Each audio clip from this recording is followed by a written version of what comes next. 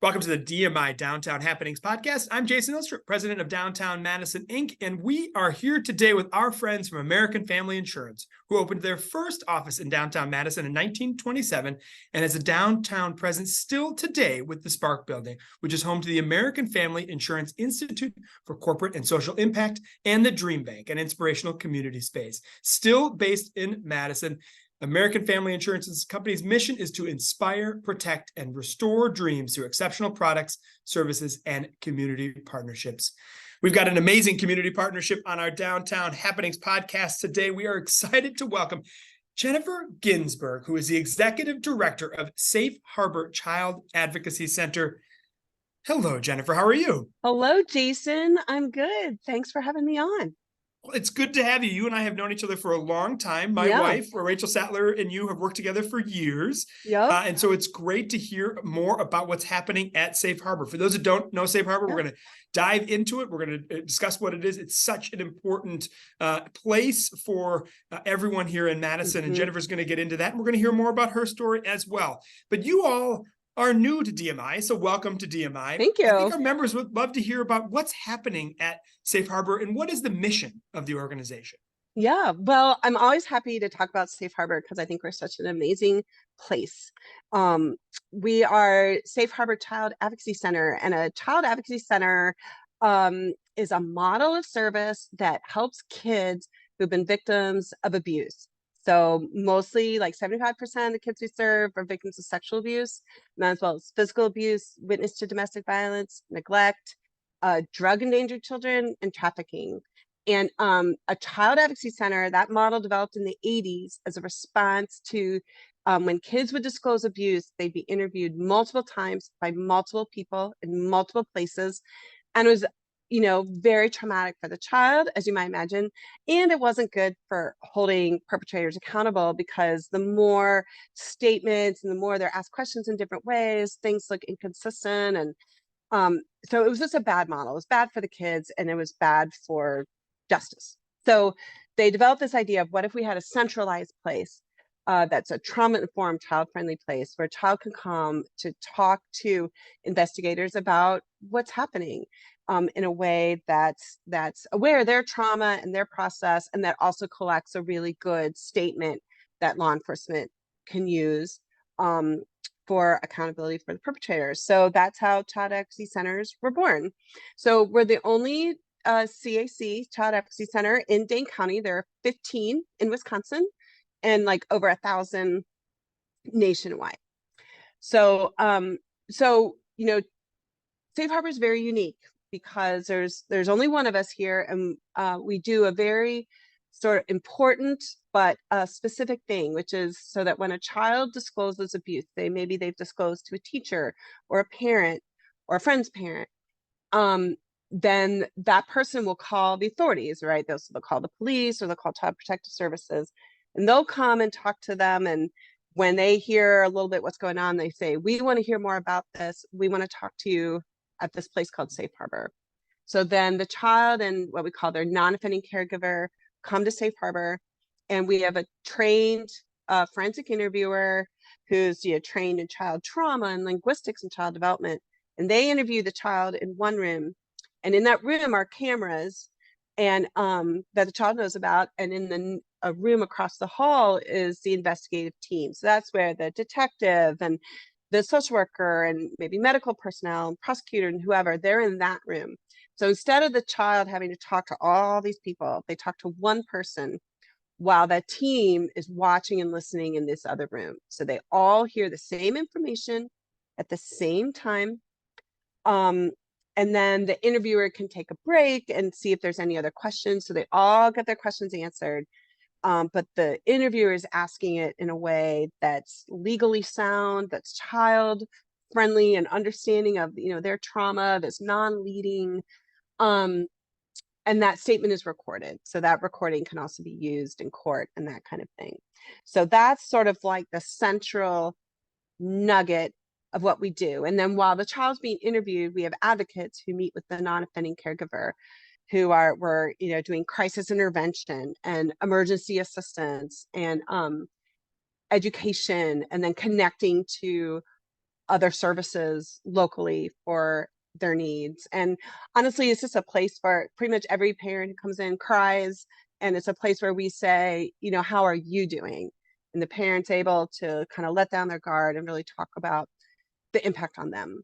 So, what we do is just so important, and it's just a really special place. We all feel really, really driven to provide the services that we do.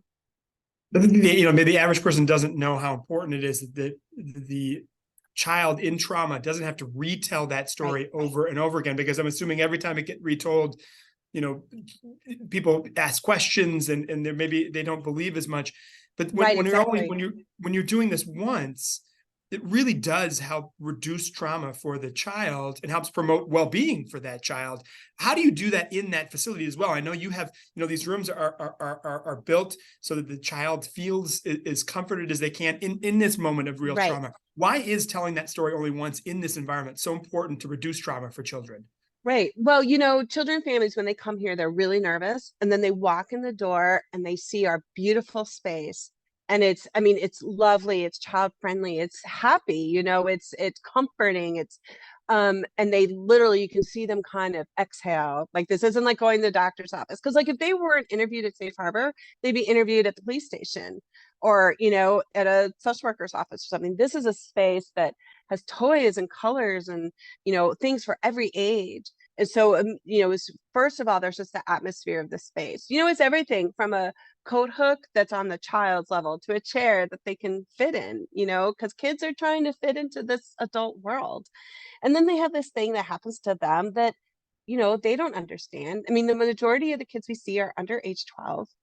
And, and most of the time, kids are abused by someone they know and love and trust.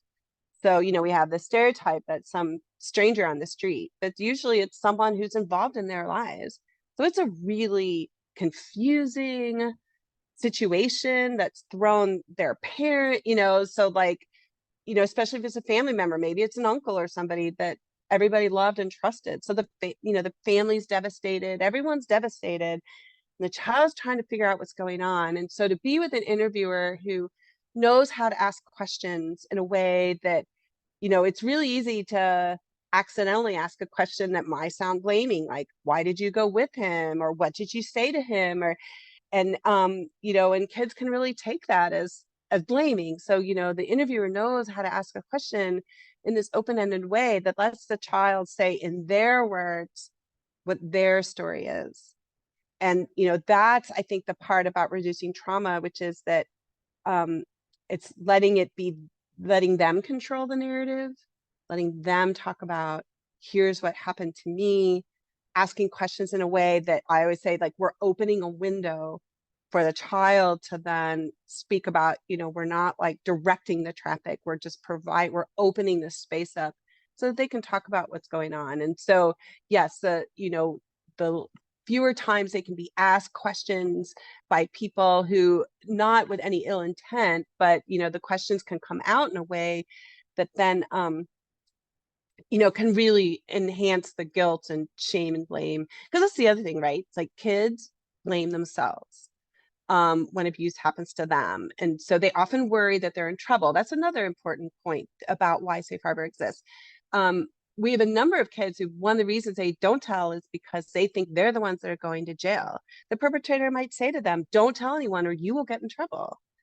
And so, so then if they're been brought to the police station to talk to somebody, it's accentuating that fear of, oh, I am getting in trouble. So we set an environment that says you are safe, you are okay, and you are not in trouble. And then that just the goal too is just to get the best information, because we want to know what happened. We want to keep this child safe. And so it allows really those details to come out to then help do that. Yeah, I think it's so important that the child realize that they are the victim, right? And it's no other scenario here. One I think that is very important and unique about Safe Harbor is the collaborative approach. And you put it right in your mission that you bring the services to the child and you bring the agencies together that are doing great work already in our community, but you bring them together. Why is that so important for the victim? Yes, and that is also the part of the heart and soul of a child advocacy center is what we call the multidisciplinary team. And the multidisciplinary team is a public-private partnership. So we work collaboratively and voluntarily through memorandums of understanding with, well, first of all the police departments in Dane County. And that includes, the biggest ones, Madison Police Department, Dane County Sheriff's Office, but every place in Dane County, Fitchburg, Verona, Cottage Grove, like they all have their own police departments. So we work with all the police departments in Dane County, and then with Dane County Child Protective Services, as well as the prosecutor's office. And then we also work with UW and Meriter. They have forensic nurses and a whole child protection medical team through UW and Meriter that work with us. We work with mental health agencies in the community. We work with, and then, children and families come in often with multiple levels of violence. So we might be working with DAYS and the Rape Crisis Center and other places. We're helping people get connected to housing and food assistance. We're right down the street from the River Food Pantry that we work with a lot.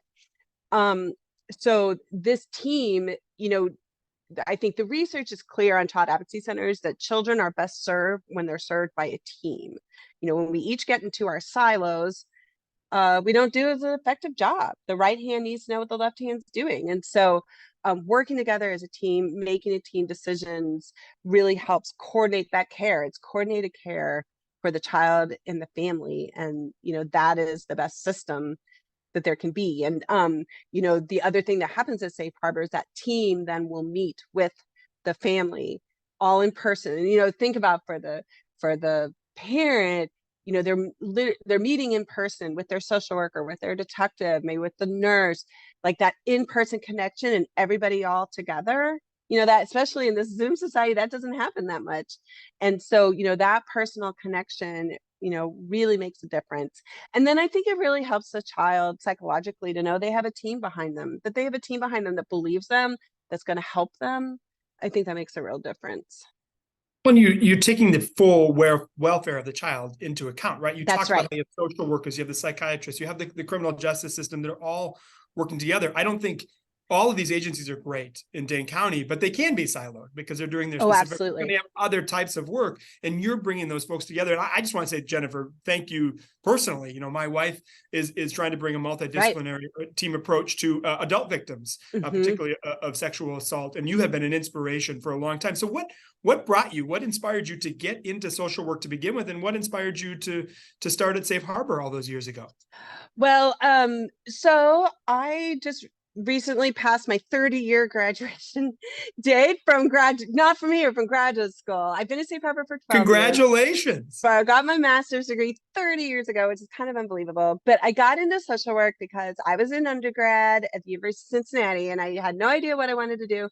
And I was looking at this thing called the newspaper, Jason. I don't know if people remember what those are. I still read it every day. It is an online version, but it's the actual newspaper. Yeah, well, this was thank you, Madison.com. This was a paper, and they used to carry things called like ads, like want ads and volunteer. So I answered a call for volunteers at the local women's crisis center, which served rape victims and domestic violence victims.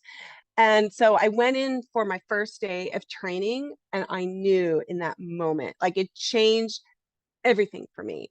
And it just was like, I have it, I always joke that I have trouble making decisions sometimes in life, but this one was like crystal clear that that's what I wanted to do. So that was like the late 80s. And so I've been working with issues of violence against women and children for my whole career. So then I moved to Madison about 18 years ago. And right before I moved here is when sort of child advocacy centers were really kind of starting up, and I was living in Chicago and they were building one in Chicago. So I was very aware of this new model. And then, but my background at that point, I'd been doing a lot in like mental health and trauma treatment and training. And so, and then at some point here in Madison, I just sort of decided to make the switch over to kind of more a forensic model. And that, that sort of crisis model, like we're not a first responder, but we're an early responder. And so I've always been really good on like hotlines and like in crisis situations. So I kind of, that makes me tick a little bit. So yes, I started here 12 years ago as the forensic interviewer. And yeah, and just loved it. And it's absolutely, my favorite job of my life. It's just I'm just so proud and privileged to be here. Like I said, I think Safe Harbor is such a unique and wonderful place. I'm really happy to be here, and I feel very fortunate to be here. Well, to be very clear, you should be very proud of the work you're doing. I mean, you're Thank working you. with folks that are in really difficult, traumatic places in their life, maybe one of the most traumatic Well, places yeah, they'll be we in work their with life. people in their darkest hour. Yeah. Absolutely. Yes, but how you can, it's always going to be a dark hour, but if you can bring that light a little bit more quickly and wrap those services around the child to make the stressful situation, the trauma, a little bit better. You have done that for so many in our community, very quietly, and we want to make sure that we know ways that our members, how Yeah. can they help Safe Harbor? Because you have needs to make sure that the organization continues Yeah. to do the great work. Well, thank you. Yeah, and I think we're all motivated by that idea of providing this wraparound service to children. And in terms of our needs, I mean, we are a nonprofit. Like, we are funded entirely by grants and private donations. And to be honest about need is that one of our bigger funders is called the Violence Victims of Crime Act, the VOCA, and they're going to a severe cut. And so we know that we're about to have our VOCA budget slashed in half, and we've got to make that up in other ways. So, fundraising is a big part of what I do, and working with corporations and individual donors and foundations and grant makers to for fundraising, so that we don't have to cut back services, because that's obviously something we don't want to do. And so the ways that members can help is to really, if they have like ideas for people for me to connect with, connections. I love talking to people about Safe Harbor and talking about ways that we can partner with you for financial support, and how then you can feel like you're a part of really doing something for kids here in Madison. But if there's anything that DMI can do to help, let us know. Please do go to the website, safeharborhelpskids.org. You can connect with us here at DMI. Myself or Heather could certainly make the connection, Jennifer, to help with that work. But it also sounds like you could make a call to your Congress people, because VOCA needs to be continued to be. Well, that's right. And there's lots well. going on to try, they call it the VOCA fix and that kind of thing. Yes, on both the, so, really on both the state level and the national level. So on the state level, also this child advocacy centers in Wisconsin each get $17,000 from the state budget. That is it. 17. And so we're working hard to try to get a higher allocation. So that's a call to your state representatives.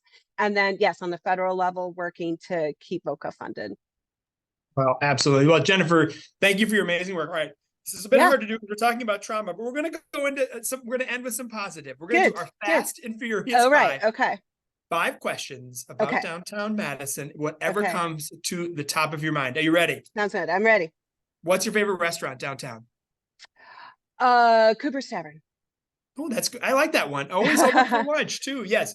What's the best concert you've ever been to in Madison? Oh my gosh, the Avett Brothers at Breeze Stevens Stadium. Jennifer, you are very quick-witted. You are on these answers. Like, I haven't even looked down to look at the next question yet. All right, well, we just gotta. I hope. Are you vegan? No. Okay, good. Then okay, because I thought about this question and thought maybe I shouldn't ask. What's your favorite kind of Wisconsin cheese? Oh, now that's a harder one. Well, at the Willie Street Co-op, there's a cheese that's like a Farmer John's or something like that. I think it's really good. Oh yes, for Imagination also has that. And yeah. Unfortunately, or fortunately, we love Ken. They're right around the corner, so it's a little bit too close. Yeah, right. Your hidden gem about downtown, they also serve amazing sandwiches at lunch. Okay, good to know. So there you go. I don't know if they have the Farmer John cheese on there or not. What's your favorite now? Because you're not from here. You're from Cincinnati originally, I believe. That's right. Mm-hmm. Yes, which I love the Queen City. Some Skyline chili. Oh yeah. Now, what's your favorite downtown memory? Downtown Madison. I guess it could be downtown Cincinnati if you wanted. Yeah, no, downtown Madison. When we moved here and the kids were little, we go to the farmer's market, and then the toy store there at the square would make the animal balloons and stuff. Oh yeah. Kids would have the balloons, and we have this great picture of the toddlers with their, so that's absolutely the downtown farmer's market with little kids on a Saturday. Those are my great memories. Jennifer, I think you're giving a call to action. We need a toy store back in downtown. We don't Yeah, have one now. You know, we had on the square, Capital Kids, and then we forever the Capital Puzzle Box Kids, and these right? others. Yeah. We need another one back. We got a new bookstore, Lake City Books. We're getting a new men's Oh clothing yeah. store. There's a lot Oh, of positive good, things good, happening. good. But if someone's listening, open a toy store. All right. You have a day in downtown Madison with out-of-town guests. What do you Oh, do? well, you take a tour of the Capitol. You go to the farmers market. Um, when you ask about food, that's like I love Cooper's Tavern, but I also there's like so many places. I love the old fashioned and the yeah. So what else do you do? Well, I think now I'm gonna go to For Imagination maybe for lunch and get some sandwiches. And well, the other thing is what we love to do is rent kayaks from Brittany on boats. I would probably do that. I would I'm gonna walk around Monona Terrace, the up on the view of Monona Terrace, and yeah, it's tons to do. Go You up can to be a tour. the top of the Capitol where you can see all the lakes, see all directions. I love that. That is so somehow that's a hidden gem still. I don't know why it is, but if you have an out-of-town tourist, the first thing I love to do is go up to I think it's the 6th floor observation deck, and you understand what an isthmus is. You Yes. understand where Yes. everything is before you go out there, that, oh, wait, the lakes really are like a half mile each Yeah, way they're from that so close. I location. know you realize Yeah. how close the lakes are. That's Yeah. basically the one that's almost the thinnest point. Right. And it just orientates people well, and they kind of understand, what's happening here in Madison. You also see the growth, all the cranes and all the things Right. that are happening too. You want to Well, be and then the thing is you walk down Main, and then also I would take them down State Street, and then yeah, there's so much. And go to the Union. I mean, there's so much. It's amazing.